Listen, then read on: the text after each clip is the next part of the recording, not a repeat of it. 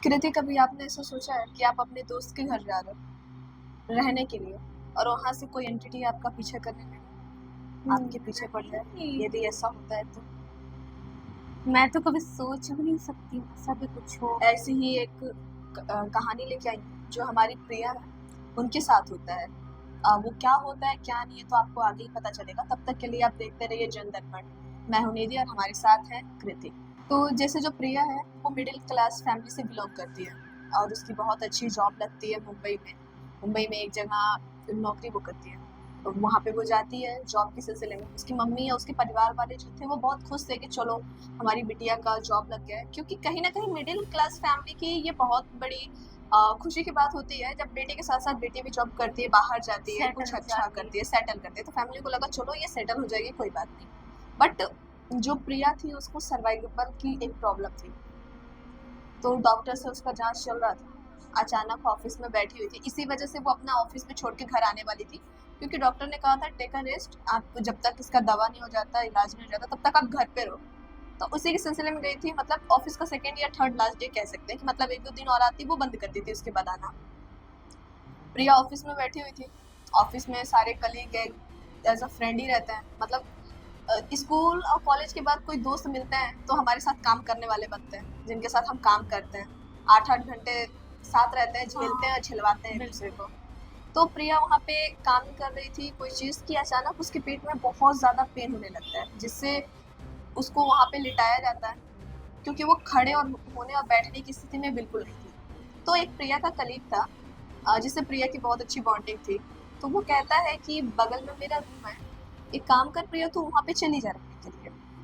पहले प्रिया मना कर देती है, जब उसको एहसास होता है कि उसकी तबीयत ठीक होने का नाम नहीं ले रही, उसे सच में रेस्ट चाहिए, और वो जब तक लेटेगी नहीं, आधा एक घंटा बेड पे आराम नहीं करेगी या सोएगी नहीं, तब तक नहीं सोएगा। क्योंकि पेट ऐसी प्रॉब्लम है, जब होता है तो इंसान बस चाहता है कि वो सो जाए, लेट जाए, क्योंकि ना बैठने देता है पेट का पेन, और ना ही खड़ा होने देता है, ना ही चलने देता है, काम तो बहुत दूर की बात है। तो प्रिया उसकी बात मानती भी है, क्योंकि उसे एहसास हो गया था कि वो ज़्यादा देर तक इसे टिक नहीं पाएगी। तो वो चाबी लेती है और उसका जो दोस्त है प्रिया को लेता है, चाबी देता है और अपने रूम पे ले जाके छोड़ देता है। प्रिया उसके रूम पे जाके बैठती है, तभी उसे एहसास होता है कि कोई उसे घूर रहा है। अगल बगल जहाँ पे इसके दोस्त का रूम था, अगल बगल कंस्ट्रक्शन का काम चल रहा था, तो उसकी भी आवाज़ें आ रही थी। तो पहले प्रिया को लगा भ्रम है, क्योंकि कई बार क्या होता है, हमारा जब पेन होता है तो दिमाग में बहुत सारी चीज़ें चलती हैं, तो हम समझ नहीं पाते हमारे साथ क्या हो रहा है। उसका पेट बहुत ज़्यादा पेन कर रहा था, वो समझ नहीं पा रही है, उसे एहसास होता है कि कोई उसे घूर रहा है, एकटक देख रहा है, तो वो डर जाती है। उसे दिखता है कि कोई उसे देख रहा है कि वो चारों तरफ देखती है, कोई नहीं दिखता है। तब भी उसे फीलिंग आ रही है कि कोई देख रहा है। हाँ, होता है ना कि भीड़ में भी एक लड़कियों के अंदर होता है कि कोई घूरता है तो हमें पता चल जाए, महसूस हो जाता है। तो वो एंटिटी जो थी वो प्रिया को एकटक घूर रही थी, प्रिया को लगा कोई उसे देख रहा है, पर जब प्रिया चारों तरफ देखती है तो उसे कोई नहीं दिखाई देता है। ये देख के प्रिया को भी आश्चर्य होता है, उसे समझ नहीं आ रहा है वो क्या हो रहा था। वो कहती है कि काम करती हूँ, मैं लेट जाती हूँ। तभी प्रिया को एहसास होता है कि उसके गेट के जो बगल में है, मतलब जो गेट है उसके उधर से एक दरवाजा खुला होता, कोई आता जाता दिखा, शैडो टाइप का। प्रिया को लगा कि शायद कंस्ट्रक्शन का काम चल रहा है तो कोई मजदूर हो, तो वो वहां तक नहीं जाती। आके जैसे ही बेड पे लेटती है, बाथरूम का जो टैब है वो ऑन हो जाता है, पानी गिरने लगता है अपने आप। यह देख प्रिया को लगता है कि अब ये जो उसका शक है वो शक नहीं है, सच में शक करने लायक है, क्योंकि वो और ये बोलकर खुद को तसल्ली नहीं दे सकती है कि ये सब उसका वहम है, क्योंकि उसे महसूस हो रहा है कोई घूर रहा है, उसे लग रहा है कोई आता जाता दिख रहा है शैडो। अब टैप का पानी भी ऑन है। प्रिया सोचती है कि मैं यहाँ पे नहीं रहूंगी, मैं जाऊंगी, बट उसकी जो स्थिति थी ना वो उसे कहीं का नहीं छोड़ी, समझ सकते हैं आप, क्योंकि उसे एहसास हो रहा है कि यहाँ पे रुकना उसके लिए सेफ नहीं, पर उसका जो पेन है पेट का उसे हिम्मत नहीं दे रहा है कि वो जा सके, तो रुकना उसकी मजबूरी बन गई थी। तभी प्रिया को ख्याल आता है, वो अपने दोस्त को कॉल करती है, अपने कलीग को, कहती है कि यार तेरे घर में कुछ मुझे ऐसा वैसा महसूस हो रहा है, तू आ जा तो जल्दी से, मैं और नहीं रुक पाऊंगी। तो उसका दोस्त कहता है यार प्रिया क्या बात कर रही है, तेरे दिमाग का वहम है, तेरा पेट दर्द कर रहा है, लग रहा है उसका असर तेरे दिमाग पे हो रहा है। हम्म, अब क्योंकि मैं 3 महीने से यहाँ पे रह रहा हूँ, मुझे अभी कभी तो ऐसा कुछ महसूस हुआ ही नहीं, और तुझे 10 मिनट में होने लगा। प्रिया कहती है कि नहीं, मैं सच बता रही हूँ, कुछ तो है, गड़बड़ है। वो सारी चीजें बताती है, पर उसका जो दोस्त है, जो कलीग है, वो नेगलेक्ट कर देता है, कहता है नहीं, ये सब तेरे दिमाग का वहम है, क्योंकि तेरे पेट में बहुत ज्यादा पेन हो रहा है। क्योंकि वो खुद 3 महीने से रह रहा होता है, तो वो कैसे विश्वास उसे करे। फील नहीं हुआ। उसे कभी फील नहीं हुआ, उसे कभी ऐसा लगा भी नहीं, या यूं कहूँ कि उसने कभी ध्यान ही नहीं दिया इन सारी चीजों पे। क्योंकि जो लड़के होते हैं वो अपने धुन में मस्त होते हैं, वो क्या ही ध्यान देंगे कि अगल बगल क्या है क्या नहीं है। और कंस्ट्रक्शन का काम भी चल रहा था, तो ये और बड़ी वजह थी कि ध्यान ना जाए, लोगों को लगे कि हाँ लोग हो सकते हैं आ रहे हैं जा रहे हैं। तो प्रिया कहती है कि जैसे चाहे वैसे उसे रहना है। प्रिया ने खुद को समझा लिया था, पर प्रिया को एक चीज पता था, जो भी है रूम के बाहर है। Weird। रूम के बाहर है मतलब वो रूम के अंदर सेफ है। पेट के बल सो जाती है, लेट जाती है। थोड़ी देर बाद, या यूं कहूं कि कुछ घंटे बाद, जो उसका दोस्त है वो प्रिया को कॉल पे कॉल, मैसेज पे मैसेज कर रहा होता है, पर प्रिया को पता नहीं चलता। बेल का रिंग 15-20 बार ऑन किया था, पर प्रिया को एहसास नहीं होता है। प्रिया की नींद खुलती है और आधा एक घंटा बैठी रहती है, तभी देखती है कि उसके दोस्त का मैसेज आया है। तो वो फोन उठाती है, कहती है कि हाँ बोलो। उसका दोस्त कहता है कि तुम कॉल क्यों नहीं उठा रही थी। प्रिया कह रही थी कि माफ करना यार, फोन तो साइलेंट था, पता नहीं चला तेरा कॉल आया है। क्योंकि मेरी तबीयत इतनी खराब थी कि मैं नहीं चाहती थी कि कोई कॉल करे, या बात करने की हिम्मत नहीं थी, तो मैं, मेरी आंखें लग गई, फोन साइलेंट था, इस वजह से पता नहीं चला। उसका दोस्त कहता है तो अच्छा ठीक है, फोन का पता नहीं चला, कम से कम बेल रिंग तो सुनाई देनी चाहिए। मैं आधे घंटे से बेल रिंग कर रहा हूँ, कम से कम 20-25 बार रिंग किया होगा, 20-25 बार। वो सुनते प्रिया कहती है पर अंदर तक तो आवाज नहीं आई। उसका दोस्त कहता है लग रहा है तुम बेहोशों की तरह सो रही थी। प्रिया कहती है कि नहीं यार, इतनी भी मैं वो नहीं। ऑब्वियसली कोई बेल बजाएगा तो उसे पता तो चल ही जाएगा। वो भी 20 से 25 बार। नॉर्मल सी बात है, कोई भी इंसान ऐसे नहीं सोता है कि उसे पता ना चले कि कोई दस्तक दे रहा है उसके दरवाजे पर। प्रिया कहती है नहीं यार ऐसा नहीं। तो उसका दोस्त कहता है फोन का तो हो गया ना, वैसा तो बेल का भी हुआ होगा। प्रिया गुस्से से चिढ़ते हुए कहती है कि क्या है यार, फोन साइलेंट था तो नहीं पता चला, पर बेल रिंग तो साइलेंट नहीं थी ना। या उसका भी माइक मैं अंदर से ऑफ कर दूंगी, रूम का जो आवाज नहीं आएगा। तो उसका दोस्त कहता है एक काम कर, चिढ़ना बंद कर, कुछ आराम मिला पेट में। प्रिया कहती है हाँ। तो उसका दोस्त कहता है तो क्या तू पूरी इन्फॉर्मेशन मुझे फोन पे देगी, आके दरवाजा खोलना। उसका दोस्त भी झुलाते हुए बोलता है। तो प्रिया कहती है अच्छा ठीक है, मैं आती हूँ। ये बोलकर प्रिया जैसे ही रूम से बाहर जाती है, उसे एहसास होता है कि उसके आर पार चला गया, अंदर से। अंदर से। जैसे मूवी में, फिल्मों में दिखाया जाता है, जब कोई एंटिटी होती है, छाया होती है, वो शरीर के अंदर से बाहर चली जाती है। प्रिया कुछ देर में फिक्स हो जाती है एक जगह पे, क्योंकि उसे समझ में नहीं आ रहा था कि अभी क्या था जो उसके अंदर से बाहर गया। क्योंकि उसे, क्योंकि शैडो है, काला शैडो एंटिटी उसे दिखी कि वो है ऐसे काला शैडो एंटिटी टाइप का कोई चीज था, जो अचानक से उसके पास आया और उसके अंदर से होते हुए बाहर चला गया। तब तक उसके दोस्त फिर बेल रिंग करता है। प्रिया जो फ्रीज हो गई थी वो होश में आती है और दरवाजे के पास जाती है। दरवाजा खोलती है तो उसका दोस्त कहता है क्या हुआ। प्रिया कहती है कि पता नहीं क्यों मुझे ऐसा लगा कि कोई ब्लैक एंटिटी है, वो मेरे अंदर से बाहर चली गई। उसका दोस्त हंसते हुए कहता है क्या बात है, लगता है मूवी भी ज्यादा देख रही है तू आजकल। फिल्मों में होता है कि कोई काली एंटिटी है शरीर से अंदर चली गई, ये शरीर के अंदर आ गई, रियल में थोड़ी होता है। प्रिया की अच्छा ठीक है, मैं जा रही हूँ। तो प्रिया अपने घर आ जाती है। दीपावली का टाइम था तो वो अपने घर आती है, फैमिली को रहती है। फैमिली को इस बारे में उसने कुछ नहीं बताया था कि ऐसी सारी चीजें उसके साथ हो चुकी हैं उस घर में। 3-4 दिन बीतते हैं। दीपावली की जो तैयारी से एक दिन पहले का दिन होता है दीपावली के, प्रिया मार्केट में जाती है और वो देखती है कि एक लड़की है जो कि इसे दिखाई देती है, मेट्रो से आते जाते दिखाई देती। तो प्रिया को लगता है कि मेट्रो में है, वो जाके पूछे अगल बगल लोगों से कि आप जानते हो, क्योंकि जो लोग मेट्रो से डेली ट्रेवल करते हैं वो कहीं ना कहीं एक दूसरे को पहचानते ही हैं, क्योंकि सबकी टाइमिंग एक ही टाइम की होती है। हाँ, क्योंकि इस टाइम से ये लोग जा रहे हैं, सुबह इस टाइम से जा रहे हैं, तो कहीं ना कहीं वो नॉन तो हो ही जाते हैं, अननोन नहीं रहते हैं, बट चेहरा एक देखा देखा सब होता है। तो प्रिया को लगा कि इस लड़की के बारे में पूछना चाहिए, 2 दिन से जो उसे दिख रही है हर जगह। फिर प्रिया को लगता है कि भाई यार अभी 2 ही दिन तो हुए हैं, कौन सा इतना दिन हो गया जो सब कुछ जान भी गया होगा, पूछ भी लिया होगा। होता है ना कई बार हम रास्ते में जा रहे हो, एक लड़की 1 से 2 बार दिख जाए तो हम कहते हैं यार ये देखी-देखी सी लगती है, पूछें क्या? फिर होता है कि नहीं यार कौन-सा, क्या है ये, हाँ, दिख उसे जाती कितना होगी। अनकंफर्टेबल लगे। हाँ, तो यही सोच के प्रिया नेगलेक्ट कर देती है। पर प्रिया को एहसास तब होता है, वो लड़की हर जगह इसके साथ दिखती है। ऐसा लगता है जैसे वो पीछा कर रही हो। प्रिया रूम में रहेगी तो लड़की नीचे दिखाई देगी। हैं? हाँ, ऐसे नीचे खड़ी होकर उसे घूरते हुए दिखाई देगी। एकटक घूरेगी। प्रिया को अजीब लगता है, मेट्रो में जाएगी तो कुछ डिस्टेंस पे खड़ी लड़की घूरते हुए दिखेगी। मार्केट में मम्मा के साथ दीपावली के दिन पहले जब मार्केट करने प्रिया गई थी, वो परेशान हो गई थी देख-देख के उस लड़की को। कहती है, मम्मा मुझे समझ में नहीं आ रहा कि लड़की मुझे ऐसे घूरती क्यों है? उसकी मम्मी कहती है, कौन लड़की? हम घूर रहे तुझे। वो लड़की बस प्रिया को देखती हाँ, तो उसकी प्रिया इशारा करते एक तरफ वो।